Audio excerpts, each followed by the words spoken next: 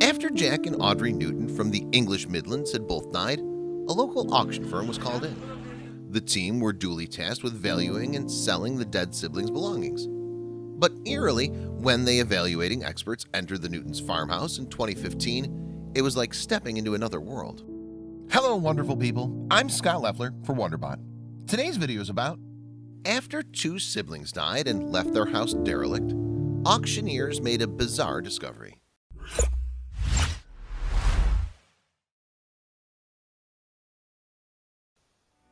Brother and sister Jack and Audrey, who live in Grange Farm outside the village of Brighton-on-Dunsmore in Warwickshire, England, for more than 7 decades.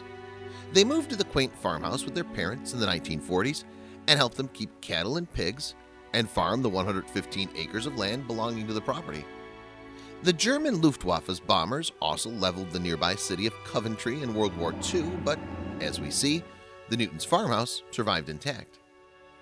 As a family, the Newtons rejected many of the comforts of modern life.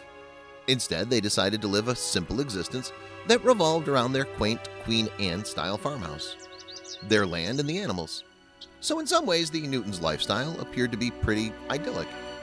Yet that peace and quiet was shattered for Jack when he enlisted in the military to do his duty serving the Royal Air Force during World War II. Meanwhile, alongside assisting her parents, Audrey kept occupied in other ways, developing a passion for music and the arts. It was this interest in culture that led Audrey away from Brighton-on-Dunsmore with trips into the city. Specifically, she formed a connection with Coventry's Belgrade Theatre, and as a result, Grange Farm hosted various actors down the years. The most famous thespian to cross the threshold there was English singer and actor Michael Crawford. The Phantom of the Opera star would, of course, go on to fame and fortune on Broadway. After the war, having done this bit for king and country, Jack returned to Grange Farm. Then, as the years rolled by, the senior Newtons passed away, although the devoted siblings continued with their modest lives. Neither of them ever married, and as well as rejecting spouses and children, they appeared to have no to almost all modern innovations. It seemed that they preferred the house to remain the way it was when they had moved in. And while Jack and Audrey sold the farm's animals, they continued to work the land just as they'd always done. Sadly, however, in 2011, Audrey eventually passed away, having reached her 80s. And 4 years later, in March 2015, Jack passed at the ripe old age of 90. So for the first time since the 1940s, Grange Farm was unoccupied. Yet there were no close relatives of the Newtons to inherit the property.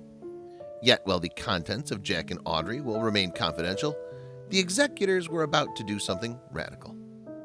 In order to settle with the beneficiaries, the estate's executors decided to sell Grange Farm and auction off its contents. And this is where things got interesting. Local property agents, Hawkins and Harrison, stepped in to organize the sale of the real estate and everything in it. However, the experts can surely have had little idea what they were getting themselves into. Indeed, when the auction valuers from Hawkins and Harrison entered Grange Farm, they found that it was like entering a time machine.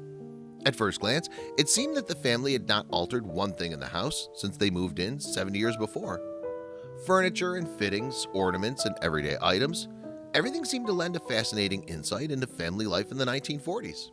What's more, many of the Newtons' former possessions were older still. Antiques of all kinds were found throughout the substantial 9-bedroom property. And although some of these items were decorative, others were purely functional. Indeed, the Newtons had left behind things that they'd used right up to the end, including a traditional larder in place of a modern refrigerator, wrought iron bed frames, a typewriter, and an old sewing machine. Other contents reflected the hobbies and passions of the brother and sister.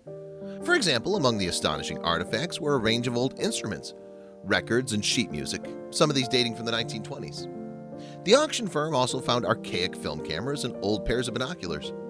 One of the more bizarre items, meanwhile, was an amputation kit from the war.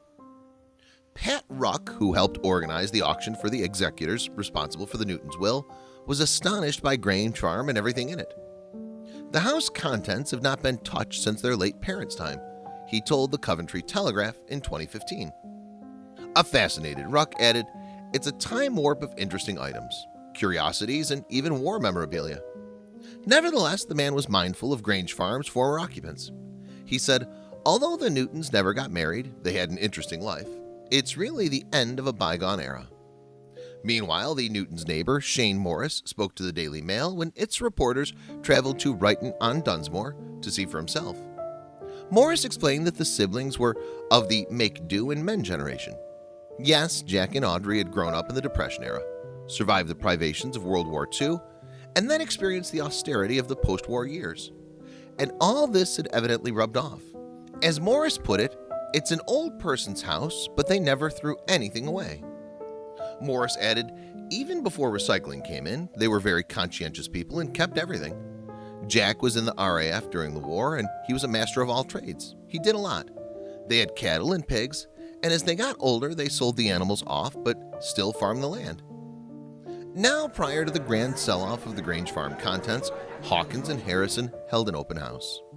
This allowed members of the public to learn about the Newtons' lifestyle and view the auction lots ahead of time. And according to a representative from the firm, throwing the doors open proved incredibly popular. Apparently, awestruck visitors traveled from far and wide to wonder at the museum pieces.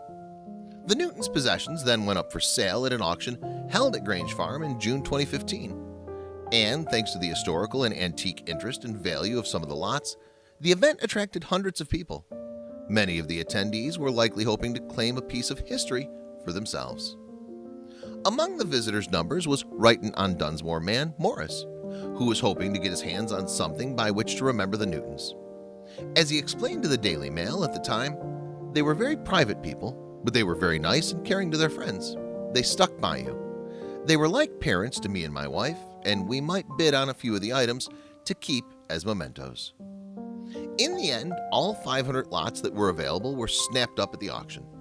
What's more, among the items was a gold pocket watch that fetched an impressive £600 or $840. It was a really good day with a great crowd, Sean Barron of Hawkins and Harrison later told the Coventry Telegraph. Then, after hosting the event, to sell off the Newtons' lifetime possessions, Grange Farm itself went on sale for the equivalent of almost $900,000. And even though Jack and Audrey are gone and have left no heirs of their own, their legacy lives on in the lives of many auction buyers. The bid winners of those fascinating objects have then likely given silent thanks to the Newtons for their amazing preservation of the past.